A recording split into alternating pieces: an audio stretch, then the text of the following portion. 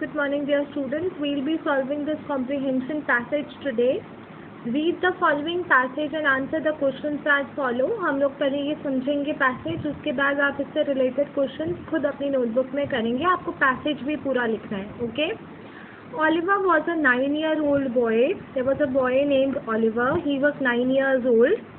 He lived with other homeless boys in an orphanage. Orphanage बेटा अनाथालय को कहते हैं. वहाँ पे वो बाकी homeless boys, homeless मतलब उनका कोई घर नहीं होता जिनका, वो orphanage में रहते हैं. He was pale and thin, as were the other boys living there. अनाथालय में इस orphanage में जितने बच्चे रहते थे सब बहुत pale, मतलब उनका फेस पूरा white येलो टाइप और बहुत ही कमज़ोर. ठीक है. सारे बच्चे, सारे बॉयज़ वहाँ पर ऐसे ही थे.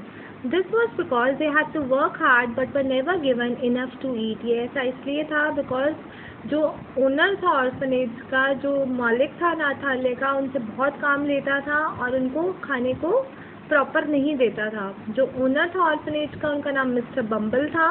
He was a cruel man, बहुत ही निर्दयी आदमी था और वो बॉयज़ के साथ बहुत इल ट्रीटमेंट करता था, उनसे ढंग से बिहेव नहीं करता था.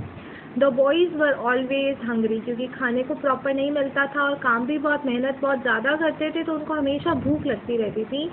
It was true that they were given 3 meals a day but each meal consisted only of a bowl of watery soup. ये सच है कि उनको दिन में 3 बार खाना दिया जाता था, पर हर खाने में उन्हें क्या दिया जाता था? एक बोल, एक कटोरा या कटोरी, जो भी आप बोल सकते हैं, वाटरी सूप दिया जाता था. वो भी उसमें पानी ज़्यादा और vegetables come. They were almost starving. वो भूख से बेचैन तड़पते रहते थे. So it was decided by them to ask the master for more soup. But who would build the cat? Finally, the task fell to Oliver. तो उन्होंने finally decide किया कि हम ऐसे तो मर जाएंगे. हम मिस्टर बम्बल को कहते हैं कि हमें और सूप दिया करे, पर ये काम करेगा कौन? Who would build the cat? Who would build the cat? बेटा यहाँ पे प्रवर्ब है कि बिल्ली के गले में घंटी कौन बांधेगा. यहाँ पे इसका मीनिंग ये है कि मिस्टर बम्बल से बात कौन करेगा. इतनी मुश्किल चीज़ है ये, क्योंकि उनको सबको बहुत डर लगता था उससे. Finally the task fell to Oliver, और ये काम आया ऑलिवर के ज़िम्मे. सारे बॉयज़ ने डिसाइड किया कि ऑलिवर बात करेगा. When all the boys had assembled in the cold stone hall for the evening meal, जब वो लोग सब शाम को, assemble मतलब इकट्ठा होना एक जगह, जैसे आपकी मॉर्निंग असेंबली होती है और आप इकट्ठे होते हैं ना, वैसे ही जब वो हॉल में इकट्ठे हुए अपने शाम के खाने के लिए, तो सूप को सर्व किया गया.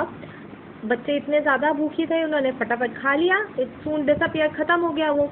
The boys whispered to one another, वो आपस में बात करने लगे, खुशपुश करने लगे, और एक बॉय ने ऑलिवर को थोड़ा सा पुश किया कि जाओ, जो बात करनी है वो करके आओ. Oliver making a brave effort, उसने बहुत हिम्मत की, खड़ा हुआ, मास्टर तक गया, अपने बोल को लेकर, अपनी स्पून को लेकर अपने हैंड में, और डरता हुआ, कांपता हुआ बोला, please sir, I want some more. Please मुझे थोड़ा सा और दे दीजिए, क्योंकि सबको पता था अगर एक को मिल गया तो बाकी सबको भी मिल जाएगा. Why did Oliver live in the orphanage? बेटा Oliver lived, Lived, आप इसको पास्ट में लिखेंगे. Oliver lived in the orphanage because he was homeless. ठीक है. अब पैसेज दोबारा पढ़िए, आपको आंसर मिल जाएगा. Oliver lived in the orphanage because he was homeless. Who was Mr. Bumble? Mr. Bumble was the owner of the orphanage. What meal were the boys given? The boys were given a bowl of watery soup. ठीक है.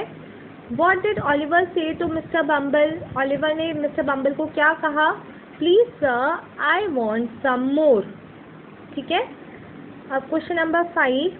The boys were given 3 meals a day. उनको दिन में 3 बार खाना दिया जाता था, फिर भी वो हमेशा भूखे क्यों रहते थे?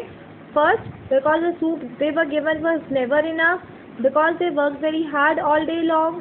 Because the older boys drank up their soup. इसमें बेटा फर्स्ट और सेकेंड दोनों करेक्ट होंगे, क्योंकि जितना उन्हें सूप दिया जाता था वो इनफ नहीं होता था, काफ़ी नहीं होता था, और दूसरा उनको पूरे दिन बहुत मेहनत करनी पड़ती थी. तो आप फर्स्ट पॉइंट और सेकेंड पॉइंट दोनों पे टिक करेंगे. ठीक है. अब आपको वर्ड ढूंढने हैं पैसेज से जिसका मतलब है वेरी हंग्री. अब आपको इसका आंसर पैरा 2 में मिलेगा. तो आपका पैरा 2 कौन सा है? ये है आपका पैरा 2. तो अगर आपको इसमें हंग्री का एक और यहाँ पे मीनिंग ढूंढना है तो यहाँ पे आपको मिलेगा स्टार्विंग. ठीक है. इसका आंसर है स्टार्विंग. नेक्स्ट है टू वैनिश. पैरा 3 में इसका आंसर है टू वैनिश, मतलब गायब हो जाना, डिसअपियर्ड. ठीक है, तो आप ये वर्ड यहाँ से लिखेंगे। अब नेक्स्ट है all the boys assembled in the cold stone hall.